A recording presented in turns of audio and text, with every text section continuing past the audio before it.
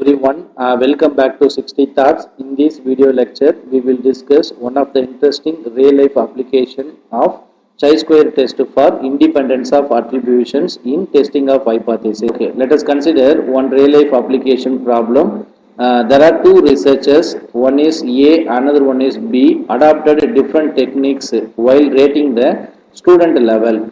So in the given data, we have two different researchers and four different type of student category are there. One is average, another one is average, third one is above average, and fourth one is genius.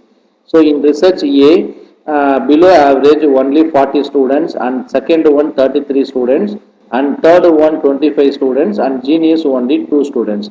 In research B, we have below average 86 students, average students 60, above average students 44, and genius students only 10. So using this data, we have to verify the given statement is accepted or rejected, okay, by using testing of hypothesis. Can you say that the techniques adopted by them are significant or not? So how to verify this? So using testing of hypothesis, which means there are 5 steps are there. So first step, we are going to define the null hypothesis and alternative hypothesis. What is null hypothesis means? It is denoted by H naught, that from there is no significant difference between the techniques of two researchers, one is A, another one is B.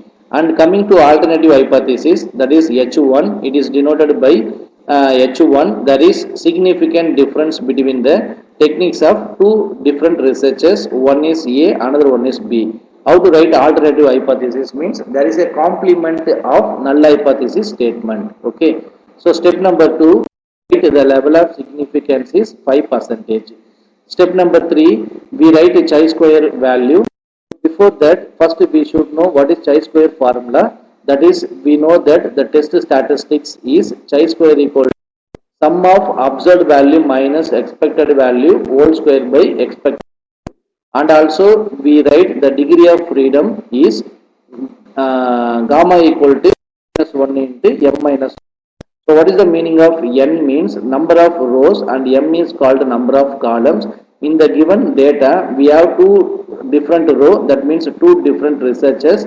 Each researchers having 4 type of student level. Okay, so that means n value 2, m value 4.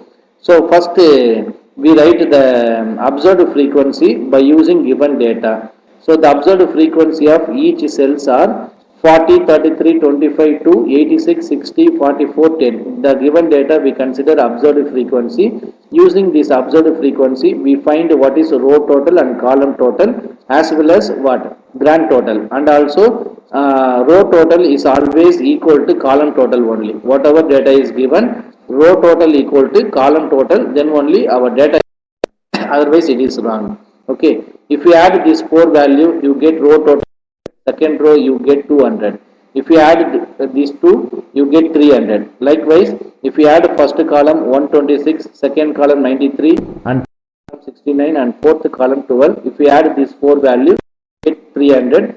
Therefore, row total equal to column total. Okay, that is equal to 300. So using this to find what is the observed frequency of each cell, which means if I want to find what is the observed frequency of a research A, average means how to find this one, product of row total into column total by grand total, you get this one. Likewise, we are going to find all observed frequency value. Okay, now I am going to find what is expected frequency of each cells. We know formula, expected frequency of each cell is nothing but product of corresponding row total as well as column total by grand total. Okay. So using this formula, we computed a expected frequency of each cell value. That means if you want to find this one, what multiply corresponding row total and column total and by grand total in observed frequency, not expected frequency. Okay.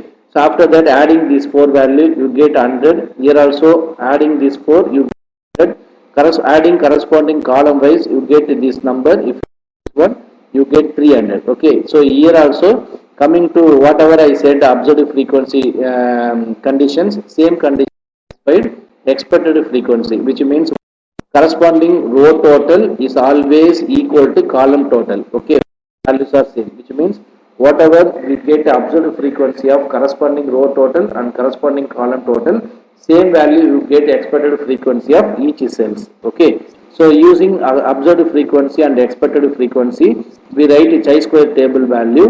So first consider observed frequency, second column we consider expected frequency. These two data using previous two slides. Okay, so using these two, I am going to find what is observed frequency minus expected frequency value. That means subtracting from this number minus this number, you get answer is 2. Take square, 2 square means 4. We find second one, 33 minus 31, you get it to 2 square, now 4. Likewise we get all values 4. Next I am going to find this one. So if I want to find this one, dividing what, column number 3 by column number 2. So 4 by 42, 0.0952, 4 by 4 equal to 1.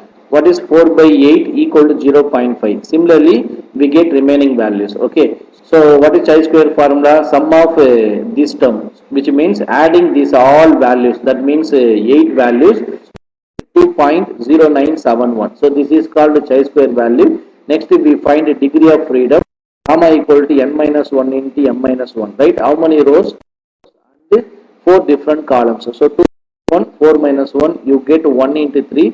What is 1 3s are 3. So this is a degree of freedom answer. So using this value, we are going to write step number 4. What is step number 4? The table value of chi-square at 5% level of significance for the freedom 3 is chi-square equal to 7.81. How to write? So using statistical table value. So now I will show the statistical table value. So this is a chi-square table value. So what is our problem? We are going to consider 0.05. That means 5%. Degree of freedom is 3. What is degree of freedom? 3 at 5% level is 7.81. So what is step number 5? We write conclusion. How to write conclusion? Using step number 3 and step number 4.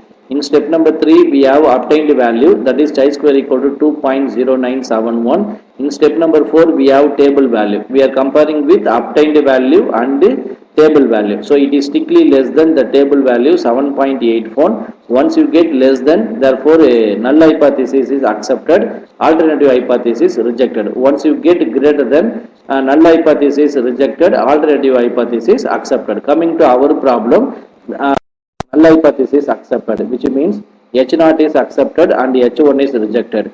So difference is not highly significant. That is nothing but there is no significant difference between the what techniques of two researchers A and B, right? So I hope you are enjoying the session. Thank you.